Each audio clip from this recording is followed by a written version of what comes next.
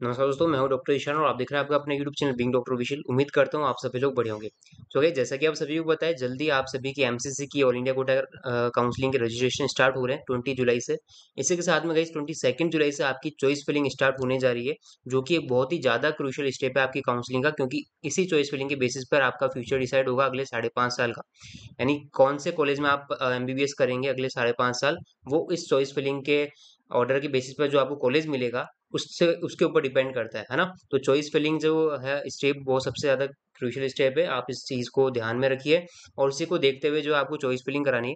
इस वीडियो को बनाने का मकसद मेरा यही है कि आप लोगों को मैं वो जो बातें हैं जो आपको ध्यान रखनी चाहिए चॉइस फिलिंग को लेकर के, चॉइस फिलिंग की लिस्ट फाइनल करने से पहले जो चीज़ें आपको ध्यान में रखनी है, जो बातें आपको ध्यान में रखनी है, वो मैं आपको इस वीडियो के माध्यम से बताना चाहता था, ताकि आपसे कोई जो है गलती ना हो चॉइस फिलिंग में, और आगे जाके इन फ्यूचर आपको एमबीबीएस के दौरान पछताना नहीं पड़े कि काश मैं अच्छे चॉइस फिलिंग कर रहा होता तो मुझे वो कॉलेज मिल चुका होता या वो कॉलेज मिल जाता है ना। इस तरह की चीज़ें नहीं हो आगे, इस चीज़ों को ध्यान में रखते हुए मैं ये वीडियो आप सभी के लिए लेकर आया हूँ। ठीक है, तो चलिए बिना देर के बढ़ते हैं वीडियो पर। लेकिन उससे पहले make sure to subscribe this channel, इस चैनल को जरूर सब्सक्राइब कर लीजिए, क्योंकि काउंसलिंग के regarding each and every update, each and every information आपको मैं इस चैनल के माध्यम से पिछले 5 साल से देता आ रहा हूँ। इस साल भी आप सभी को till last round of counselling मैं आपको काउंसलिंग की सभी इन्फॉर्मेशन, अपडेट्स, इंपॉर्टेंट जो भी चीज़ें होगी मैं आपके साथ यहाँ पर शेयर करता रहूँगा इस वीडियो के माध्यम से, लाइव सेशन के माध्यम से।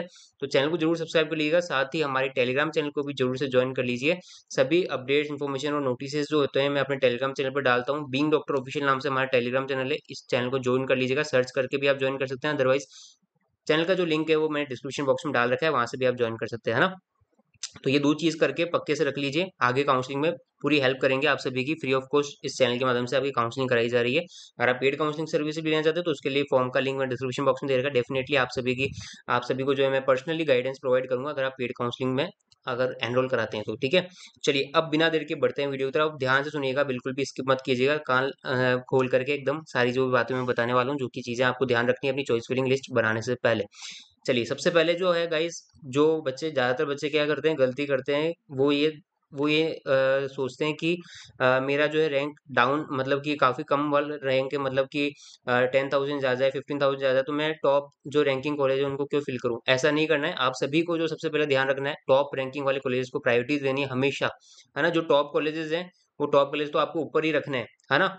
ऐसी गलती नहीं करनी है कि ऐसा नहीं सोचना है कि क्या रे मेरी जो रैंक अच्छी नहीं है तो मुझे तो कॉलेज मिलना ही नहीं है, तो मैं क्यों भरूँ? नहीं, देखो, भर भी देंगे तो भी उसमें आपका कोई नुकसान तो है नहीं, है ना। ऐसा अच्छा ही होगा अगर आपको उनमें से कोई टॉप कॉलेजेस में मिल जाता है तो, है ना।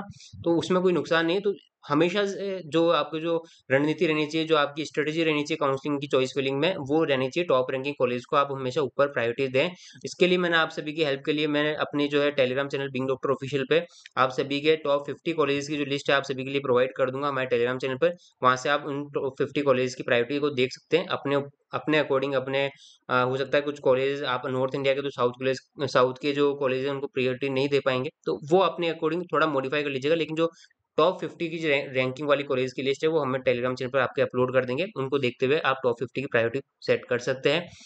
ठीक है, नेक्स्ट जो चीज आपको कंसीडर करनी चाहिए वो है बॉन्ड। वेरी वेरी इंपॉर्टेंट बच्चों, बॉन्ड की कंडीशन आप देख लीजिएगा, किस स्टेट में कितने साल का बॉन्ड है। कई स्टेट पे सर्विस या फिर रूरल सर्विस बॉन्ड होता है, जिसके नाम से जाना जाता है, सर्विस या फिर रूरल सर्विस बॉन्ड होता है।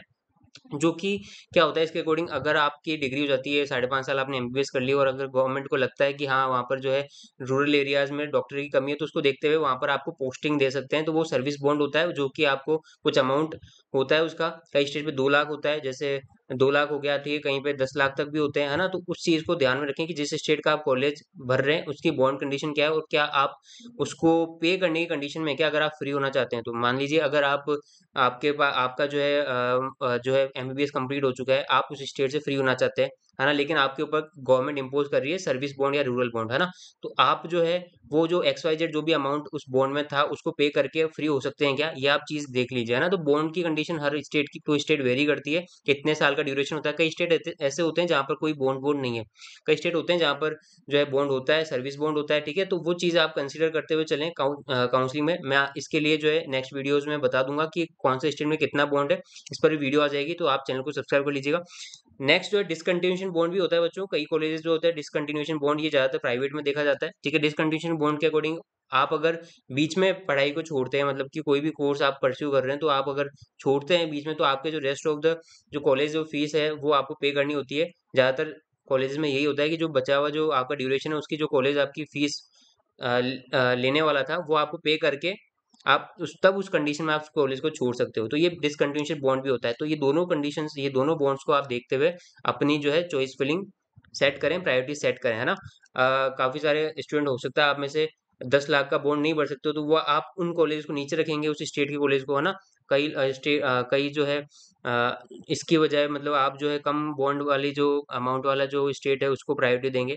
ये सब चीज़ें आप प्रायोरिटी में सेट कर सकते हैं बॉन्ड को देखते हुए, है ना। नेक्स्ट जो वेरी इंपॉर्टेंट जो फैक्टर आपको कंसीडर करना चाहिए आपकी चॉइस फिलिंग में, वो है पीजी इंटरनल कोटा। जी हाँ बच्चों, पीजी इंटरनल कोटा। देखो सीधी सी बात है, एमबीबीएस के बाद आप ऐसा तो है नहीं कि एमबीबीएस ही रहेंगे, पीजी भी करना होता है ना। आज की कंडीशन को देखते हुए पीजी भी जरूरी है, कंपलसरी। आप सभी पीजी में जब एग्जामिनेशन देंगे, पीजी नीट पीजी जो एग्जाम होता है उसके थ्रू आप एडमिशन लेंगे, तो वहां पर क्या होता है ना, इंस्टीट्यूट्स का अपना इंटरनल कोटा होता है। कुछ ऐसे इंस्टीट्यूट्स हैं जो अपना इंटरनल कोटा होता है, यानी कि अगर आपने उन इंस्टीट्यूट से एमबीबीएस करी है, तो डेफिनेटली आपको कुछ परसेंट सीटों पर रिजर्वेशन मिलता है। उसी इंस्टीट्यूट के स्टूडेंट्स के लिए रिजर्व रहती है कुछ सीटें, जिसमें आपको आसानी से एडमिशन मिल जाता है। तो वो देखते हुए भी आपको प्रायोरिटी उन कॉलेजेस को, उन इंस्टीट्यूट्स को देनी चाहिए जहाँ पर पीजी इंटरनल कोटा है। इसमें कुछ आपको नाम मैं यहाँ पर बता देता हूँ कौन कौन से कॉलेज में, जैसे कि एम्स हो गए। एम्स में भी सब में अभी तक इंटरनल कोटा नहीं है। टॉप जो 7 जो पुराने एम्स हुआ करते थे, है ना, उनमें ये पीजी इंटरनल कोटा है अभी। बीएचयू हो गया, बीएचयू में भी पीजी इंटरनल कोटा है ना। एम्स में हो गया, बीएचयू में है, एएमयू अलीगढ़ में है, जिपमर में है, दिल्ली यूनिवर्सिटी का इंटरनल कोटा होता है, आईपीयू का इंटरनल कोटा होता है। ये सभी इंस्टीट्यूट है जहाँ पर इंटरनल कोटा होता है। और इसके अलावा भी अगर कोई इंटरनल कोटा वाला इंस्टीट्यूट है, तो आप उसको फिल करेंगे प्रायोरिटी में, क्योंकि इससे आगे आपको फायदा मिलेगा पीजी में, ठीक है। और ये अच्छे इंस्टीट्यूट्स भी होते हैं, तो आपको डेफिनेटली फायदा लेना चाहिए। नेक्स्ट जो इंपॉर्टेंट फैक्टर आपको कंसीडर करना चाहिए अपनी काउंसलिंग की प्रायोरिटी लिस्ट में, वो है state with more PG seats या फिर मोर कॉलेजेस। जहाँ डेफिनेटली जहाँ पर ज्यादा कॉलेज होंगे वहां पर ज्यादा सीटें भी होगी, है ना। तो ये चीज देखिए कि उन स्टेट्स को हमेशा प्रायोरिटी दीजिए जहाँ पर आपके जो है कॉलेज ज्यादा है, पीजी सीट ज्यादा है। इनको देखते हुए भी आप अपनी प्रायोरिटी सेट करें, क्योंकि क्या होता है ना, जब आप पीजी का एग्जाम देते हैं नीट पीजी, तो वहां पर जैसे नीट यूजी में क्या होता है, और इंडिया कोटा 15% होता है और 85% स्टेट कोटा होता है। लेकिन वहीं बात करूं मैं पीजी की, है ना, ये यूजी का है। अगर मैं पीजी की बात करूं आपको, तो यहाँ पर स्टेट कोटा जो होता है 50% का होता है, और 50% जो होता है आपका ऑल इंडिया कोटा होता है। अब ये सर 50% स्टेट कोटा होता है, तो सर हम अपने स्टेट में ले लेंगे, नहीं ऐसा नहीं होता बच्चों। ये जो स्टेट कोटा है 50%, और ये जो ऑल इंडिया कोटा है, ये तो ऑल इंडिया के लेवल पे होता है। लेकिन जो स्टेट कोटा जो 50% है ना बच्चों, ये उस स्टेट का होता है जहाँ से आपने एमबीबीएस करी है। यानी आज मैं राजस्थान से हूँ, मैंने एमबीबीएस जो है मान लीजिए दिल्ली से करी है, या फिर मान लीजिए मैंने गुजरात से करी है, तो मुझे जो स्टेट कोटा का फायदा मिलेगा 50% का, वो राजस्थान का नहीं मिलेगा। भले ही मैं डोमेस्टिक राजस्थान को, लेकिन आपको जो 50% जो पीजी का जो फायदा मिलेगा, वो आपके उस स्टेट से मिलेगा जहाँ से आपने जो है पीजी सॉरी यूजी करी है, एमबीबीएस करी है। यानी मैंने राजस्थान से करी है, तो मुझे राजस्थान का मिलेगा। मैंने गुजरात से करी है, तो मुझे गुजरात का मिलेगा 50% कोटा, है ना। ये चीजें ध्यान में रखते हुए ऐसे स्टेट को सेलेक्ट करना है जहाँ पर ज्यादा पीजी की सीट्स हो, जहाँ पर ज्यादा कॉलेजेस हो। डेफिनेटली आपको इसका बेनिफिट मिलेगा, ये इसका बेनिफिट है। ओके, नेक्स्ट जो फैक्टर आपको कंसीडर करना है वो priority to big cities and Capitals.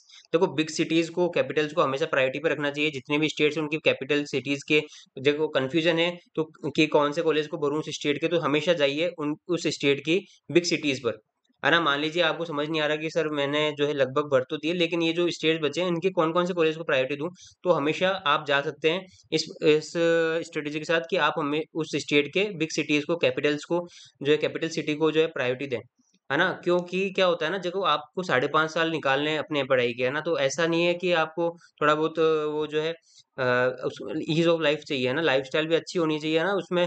तो वो बिग सिटीज में क्या फायदा मिलता है, हर चीज का फायदा मिलता है। एक आप रिमोट एरिया में कहीं कॉलेज ले लो, एक आप बिग सिटी में ले लो, तो हमेशा जो लाइफस्टाइल जो है आप 5.5 साल जब निकालोगे, तो वहां पर जो है आसानी से रह पाओगे बिग सिटी में, रादर देन आप रिमोट एरिया के किसी कॉलेज में, है ना। तो हमेशा बिग सिटीज को प्रायोरिटी देनी चाहिए, कैपिटल सिटी को प्रायोरिटी देनी चाहिए, क्योंकि यहाँ पर काफी फायदा होता है, काफी ईज ऑफ लाइफ हो जाती है। आपको कॉलेज के 5.5 साल बहुत मजे से कट रहे होते हैं, है ना। सीधी सी बात ये है। Distance from the home state, next जो फैक्टर आपको कंसीडर करना चाहिए, वेरी वेरी इंपॉर्टेंट फैक्टर, वो है distance from the home state. अगर आप, ये ज्यादातर उन स्टूडेंट के लिए है जो उनको होम सिकनेस है, होम सिकनेस होती है कई स्टूडेंट को कि भाई घर से ज़्यादा दूरी जो है बर्दाश्त नहीं होती है ना, तो सीधी सी बात है, इसको भी कंसिडर कर सकते हैं कि आपके होम स्टेट से आपके कॉलेज को जो आप लेने वाले हैं उसकी डिस्टेंस क्या है ना? कम डिस्टेंस से लेकर के ज़्यादा डिस्टेंस आप अपने अकॉर्डिंग ले सकते हैं। नेक्स्ट जो चीज़ आपको कंसिडर करनी है, देखो डिस्टेंस का ये है कि आप कितना जल्दी अपने फेस्टिवल्स पे और जब भी कोई इमरजेंसी हो या फिर कोई भी चीज़ कल प्रोग्राम वगैरह घर पे हो, तो आप अब कितने जल्दी आप घर पे पहुँच सके, तभी तो आप ज़्यादा अच्छे से एन्जॉय कर पाएँगे। तो वो चीज़ें सब कुछ देखिए कि आप ज़्यादा दूरी पे अच्छे हैं या फिर कम दूरी पे अच्छे हैं, ठीक है ना? तो वो आप समझते हैं अच्छे से इन बातों को। नेक्स्ट जो फैक्टर आपको कंसीडर करना है वो है food and language and cultural issues. हमेशा इसको देखिए, आपको 5.5 साल निकालने हैं। लैंग्वेज इशू भी होता है कई, मान लीजिए आज मैं नॉर्थ इंडिया से हूँ तो मैं साउथ के कॉलेजों को प्रेफर इसलिए नहीं करूंगा कि वहाँ पर लैंग्वेज इशू हो जाएगा, ठीक है, फूड का इशू हो जाएगा, कल्चरल इश्यूज हो सकते हैं, है ना? तो ये सारी चीजें आपको कंसिडर करना चाहिए हमेशा कॉलेज को लेने से पहले या फिर किसी भी स्टेट को प्रायोरिटी देने से पहले, किसी भी कॉलेज को प्रायोरिटी देने से पहले। तो ये चीजें देख लीजिए, उनको प्रायोरिटी मत दीजिए जहाँ पर आप अच्छे से एडजस्ट नहीं हो पाए 5.5 साल, ठीक है? इन चीज़ों को ध्यान में रखिए।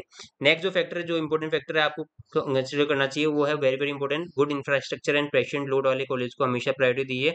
इसके लिए आप क्या कर सकते हैं, देखो आपको पता नहीं होगा कि अब इतने सारे कॉलेज हैं, 380 से ज़्यादा कॉलेज हैं, किस किस का पता रखें सर? इसके लिए डेफिनेट, इसके लिए कुछ नहीं करना, आपको बहुत ईजिली जो है हमेशा प्रायोरिटी देंगे ना आप, अगर ओल्ड मेडिकल कॉलेजेस और बिग सिटीज वाले कॉलेज को प्रायोरिटी देंगे तो अच्छे, ये आपको ज़्यादा मेहनत करने की जरूरत ही नहीं है ना? गुड इंफ्रास्ट्रक्चर, पेशेंट लोड, हमेशा बिग सिटीज में जो है आपको पता ही है पेशेंट लोड ज़्यादा होता ही है गवर्नमेंट कॉलेजेस में, है ना?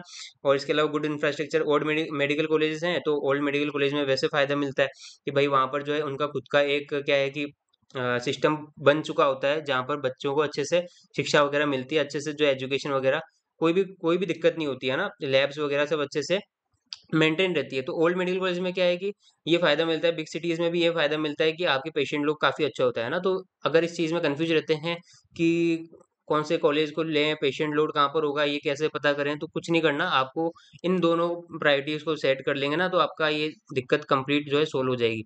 ओल्ड मेडिकल कॉलेज को हमेशा प्रायोरिटी दें, जैसा कि मैंने पहले भी आपको बताया। तो ये कुछ काफ़ी सारे फैक्टर्स मैंने आपको यहाँ आपके साथ यहाँ पर मैंने डिस्कस किए हैं, जिसको आप अगर कंसीडर करते हैं आपकी चॉइस फिलिंग लिस्ट बनाने में से पहले, तो आपको डेफ़िनेटली अग आप जो है बेस्ट कॉलेज अपने लिए चूज़ कर पाएँगे, ठीक है? आपको आगे आने वाले मतलब एमबीबीएस के साथ तो ठीक है, एमबीबीएस के बाद पीजी में भी आपको फ़ायदा मिलेगा काफ़ी सारा, है ना?